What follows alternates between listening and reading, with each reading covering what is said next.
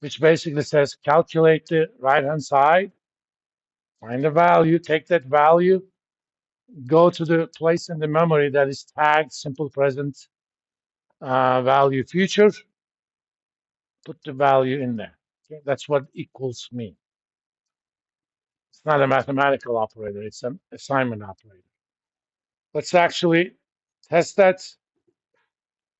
So I have APR cache time and freak 10%, $200, 12 years and monthly. Okay. You may not remember the exact syntax and order of the variables. So once you hit equal on the formula bar, hit this FX button. I call that function helper. Choose user defined. Of course, in this case, I have a lot of them. So find your function, simple present value future. It gives you a guide on the arguments, iCache, iRate, iFreak, and iTime. It even tells you what the results would be. In fact, if it doesn't tell you anything, that probably means you made an error somewhere.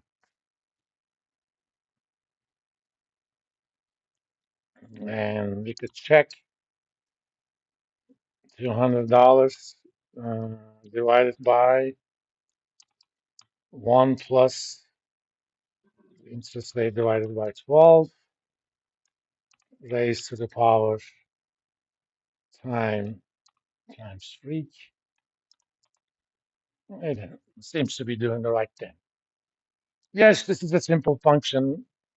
We already have a function in Excel that does this. It's called PV. But I'm going to actually use this function quite a bit in the calculations we're going to do. Now,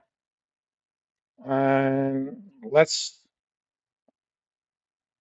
remember, if you have a set of cash flows, more than one cash flow, present value of the entire set is the sum of the individual cash flows, right? So if we can figure out the cash flows of a growing annuity, we're home.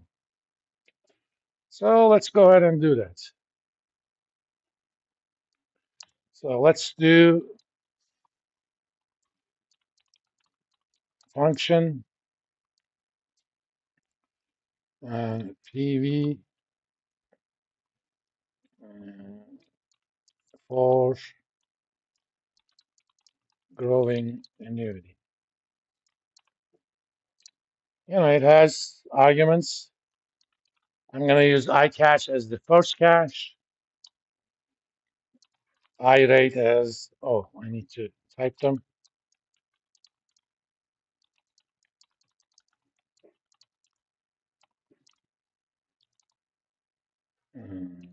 iFreak as double, iTime as double, and finally, iGrow as double.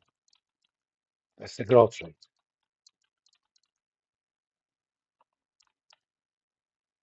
So this is the set of cash flows where you get iCache amount the first period. After that period, you're gonna grow those at the rate of iGrow. For now, I'm gonna assume that's a periodic growth rate, but we can do something about that. In fact, let's assume that's an annual growth rate, because people like thinking in annual terms. We can calculate what that growth rate would be for a month, right? All right. As you can see, it automatically put an end function line. So let's do my locals. I'm going to need the P rate. I will also need a pgrow, periodic growth rate. I need my IPERI.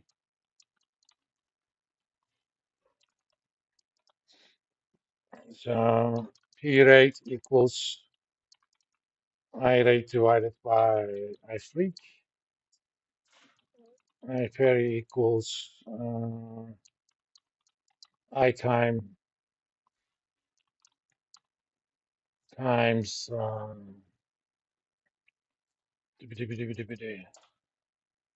I freak. By the way, I freak is not necessarily an integer. For this application, we need to make it into integer. So we'll worry about that.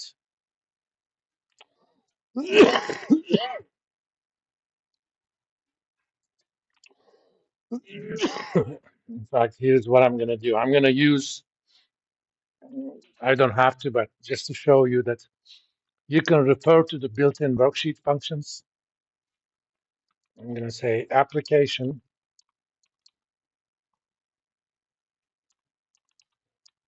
dot worksheet function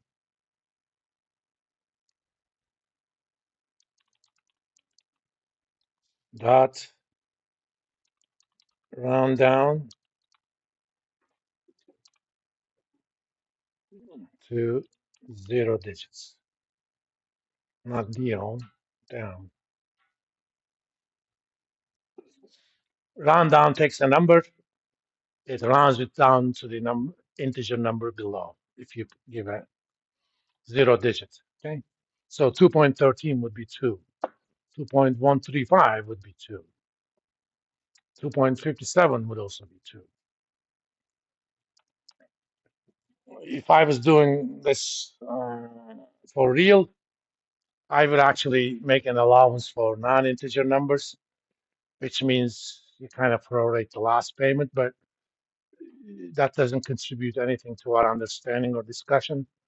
So whatever number you give me, I'm going to round it down. Okay. I didn't need that.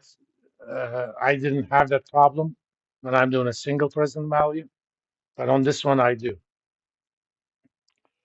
All right. Let's also calculate our P grow. Well, that's 1 plus I grow raised to the power 1 over I freak minus 1. That's how you go from annual growth rate into monthly growth rate if I freak is 12. If I freak is 4, that's quarterly. I freak is 52, that's weekly, so on and so forth. Okay, I know all of that. Now I need to figure out all the payments.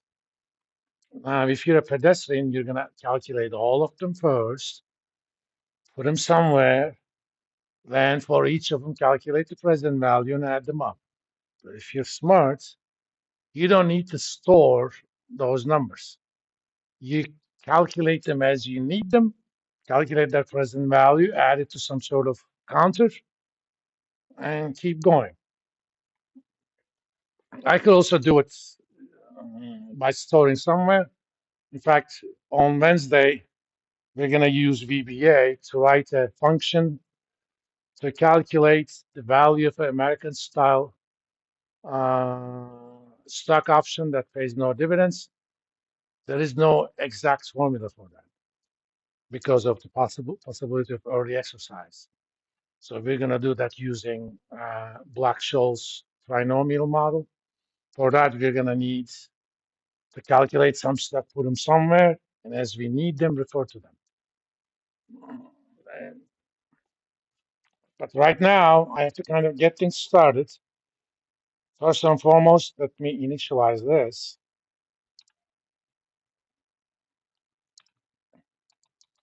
0. As I calculate stuff, I'm going to add on top of that. Okay. I will also need a counter. And let's call it IRO. And I'm going to call that long. Long means long integer. If you say integer, integer can handle values up to plus or minus 32,000 something. Long integer can do plus or minus 2 billion something. Okay? Because things you count have to be integers. Now, here's what we're going to do. Let's also do another one just for the hell of it. Let's call this iMoney.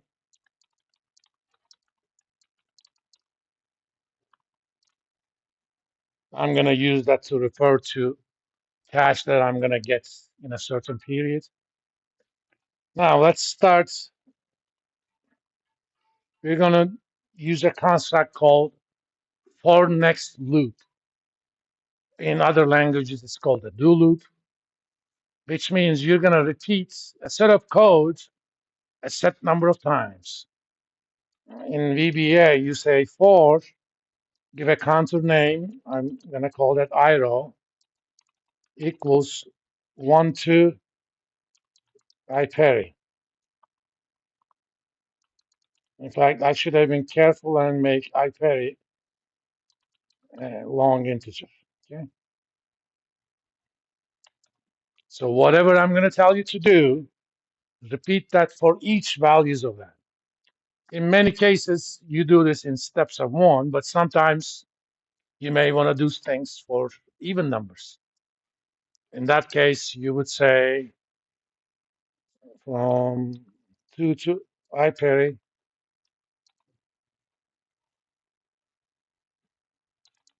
step 2.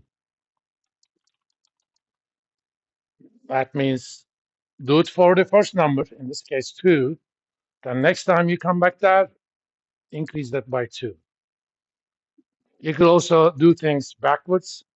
In that case, you would put step -1. And that's going to be helpful in option valuation. Of course, you start with the large number then. IPERI 2, 1,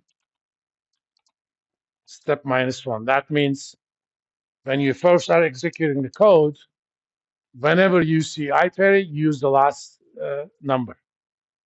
Whenever you see IRO, use IPERI. First time you're doing it.